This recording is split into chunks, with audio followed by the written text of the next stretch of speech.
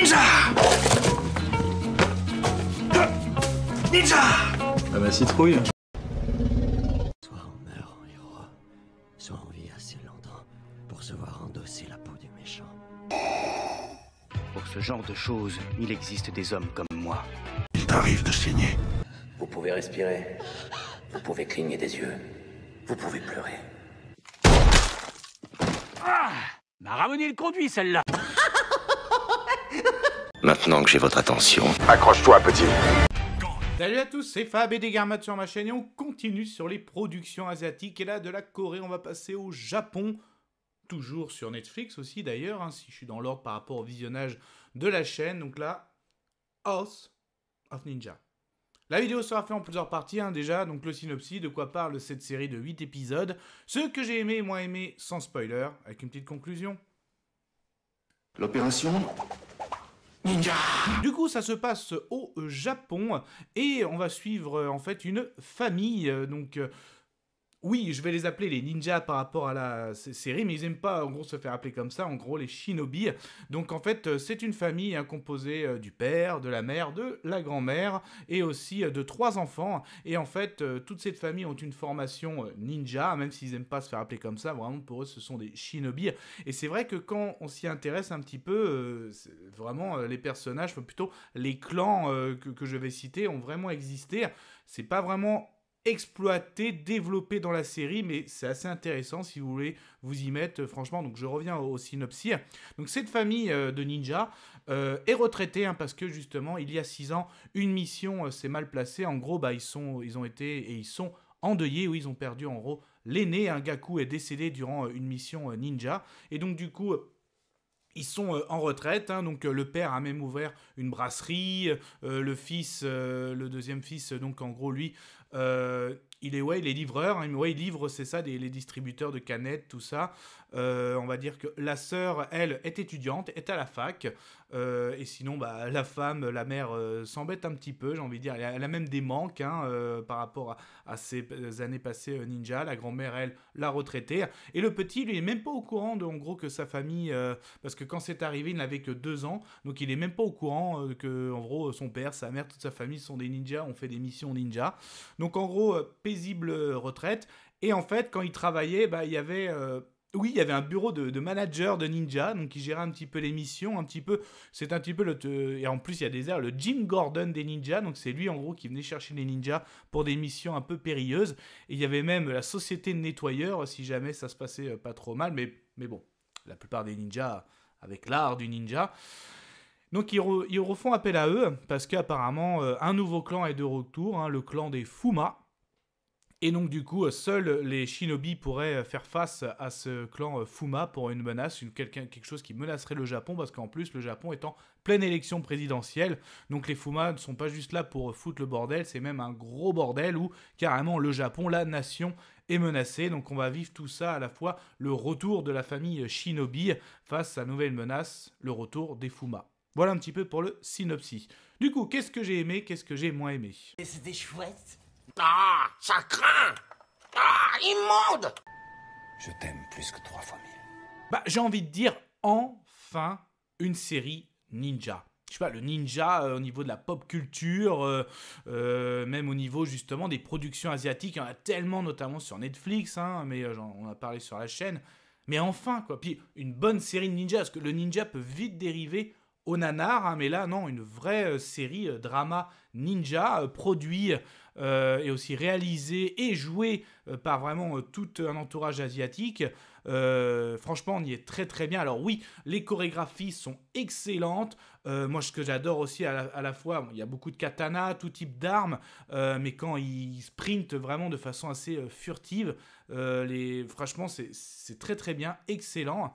Donc justement, le fait que notre famille shinobi est en retraite, donc à savoir le père ne veut plus en entendre parler, on a la mère justement qui, pour se donner un peu d'adrénaline, n'hésite pas des fois à voler, à dérober de façon très ninja dans les magasins. Le fils, lui justement, qui va rencontrer quelqu'un, mais un ninja ne peut avoir d'histoire d'amour, parce que oui, pour être des ninjas, voilà, il y a le sensei, il y a aussi toutes des formations au niveau de l'alimentation, au niveau de l'hygiène de vie, sportive, mais aussi sentimentale. Donc il y a ça aussi. Le petit garçon, lui, le tout petit dernier de la famille qui se demande, il a même entendu parler de l'école, de la rivalité entre des familles ninja, mais c'est du passé. Et franchement, quand on voit même l'antagoniste, hein, donc l'héritier des Fuma, même le plan qu'il a, donc il va utiliser comme une certaine fleur pour commettre un peu des attentats, moi ça m'a beaucoup rappelé bah ouais, les Tortues Ninja avec Shredder. Ça aurait pu être un plan un peu à la Shredder avec une plante qui menace, et on a notre famille ninja qui va on va dire tout faire pour lutter contre le mal. Ça fait un peu ça, hein. Donc Shredder, son clan des foot, contre nos 4 Tortues Ninja, et Splinter, leur sensei. Donc de toute façon c'était inspiré de ça, c'était très bon, et moi ça m'a beaucoup rappelé cette ambiance, mais vraiment en drama, hein, comme le premier film des années 80, Tortues Ninja. Vraiment, on n'est pas dans le gag, on n'est pas dans l'humour, on est vraiment dans le ninja drama, et ça c'est très très bon, hein. De toute façon on voyait bien les couleurs, sont la plupart quand même travaillent la nuit, donc c'est très très bon, hein. Même déjà quand je vais pas dire l'aîné est décédé, mais l'autre frère, quand il livre ses canettes, tu vois, dès que ses collègues ont le dos tourné, quand il les dispose, c'est vraiment, il les met vraiment de façon très ninja, et ça c'est très très bon. Donc du coup, tout au long de ces 8 épisodes, donc c'est ça, au début de la retraite, il faut à la fois présenter tout le monde et faire revenir tout le monde, présenter la menace des Fuma, donc ça se passe comme ça, même si justement, Fuma, Shinobi, je me suis un peu intéressé, ça a vraiment existé, donc en fait, moi ça m'a donné envie, donc si ça peut peut-être vous donner l'envie aussi. Après, c'est pas si exploité que ça, bah après il y a 8 épisodes, il faut pas trop s'écarter non plus, parce que c'est peut-être le reproche que j'ai à faire de toutes les séries ou films asiatiques que je suis en train de visionner, hein. J'ai pas fini, hein. D'ailleurs on vous prépare un live avec le poteau Djilali. À un moment ça démarre bien, il y a toujours une petite phase de pause ou une petite phase de prépa, les derniers épisodes, pour nous donner le final. Donc là forcément, juste avant cette prépa, il y a des événements, on s'y attend un petit peu franchement, voilà, à force de regarder aussi, on s'y attend un peu, mais quand même, vu le final que ça amène, et surtout vu le cliffhanger que ça amène, c'est du bon. Franchement, c'est du bon. Le final est très très bon. Des beaux duels de ninja. Et après, j'ai envie de dire que cette première saison, pour moi, n'est qu'un prémisse. Vu comment ça se termine avec le cliffhanger, tout a été posé pour faire un bon univers, de bonnes séries ninja. Donc franchement, c'est vraiment la première saison pour poser les bases. On a eu la présentation de la famille avec forcément, ils étaient en retraite, on les fait revenir. Et forcément, allez, mini spoil, mais quand ils vont revenir, le petit garçon va les découvrir. Il y a même une petite scène assez émotion avec ses parents. Et justement, il va avoir la formation avec sa grand-mère, la sensei. Je ne sais pas si on va voir, hein. Je pense que s'il y a une saison 2, il y aura peut-être une éclipse où l'enfant va grandir d'un coup. On va dire que le fils, il va prendre vraiment ses responsabilités, hein, de lui aussi. Et l'amour impossible, aussi, voilà, il est tombé amoureux de cette journaliste. Ils avaient un lien, justement, ils s'étaient rencontrés dans le petit bar où ils servaient des petits bols, là. C'est très très bon, même à la fin, justement. Il y a une bonne scène justement qui m'a fait rappeler un petit peu le Spider-Man, où quand Spider-Man, Peter Parker, un de ses rêves c'était de déclarer son amour, vivre avec Mary Jane, et au moment où ça peut se faire, il le fait pas. Je parle dans le premier avec Tobey Maguire. Bah, il y a un peu une scène avec de la similitude, et là c'est vraiment pas mal du tout. Donc non, franchement, une bonne série de ninja, et je vais lancer la conclusion. Je vais conclure. Conclusion de la série House of Ninja. J'ai envie de dire enfin une série ninja, mais pas série ninja nanar, une bonne série drama ninja. Les bases ont été posées, on a une famille, enfin on a même 2 familles rivales, et on a justement une famille, les Fuma, qui justement veulent un peu conquérir le monde, conquérir d'abord le Japon, mais aussi le monde. Donc on sent que ça va être la menace, l'antagoniste principal de cette série. J'espère qu'il y aura plusieurs saisons. Et on a justement notre famille, les Shinobi, qui eux, les ninjas, qui dans l'ombre sont, on va dire, les seuls remparts face à cette menace.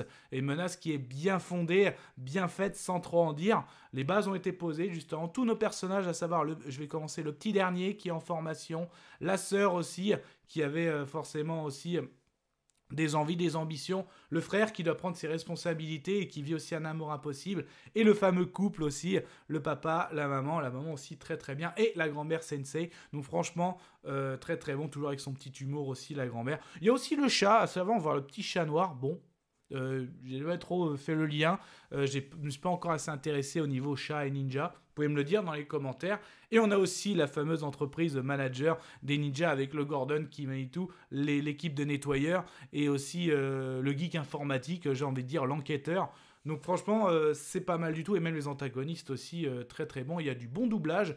Il y a même notre fameux Donald, oui, qui double Andrew Garfield, Björk dans Viking.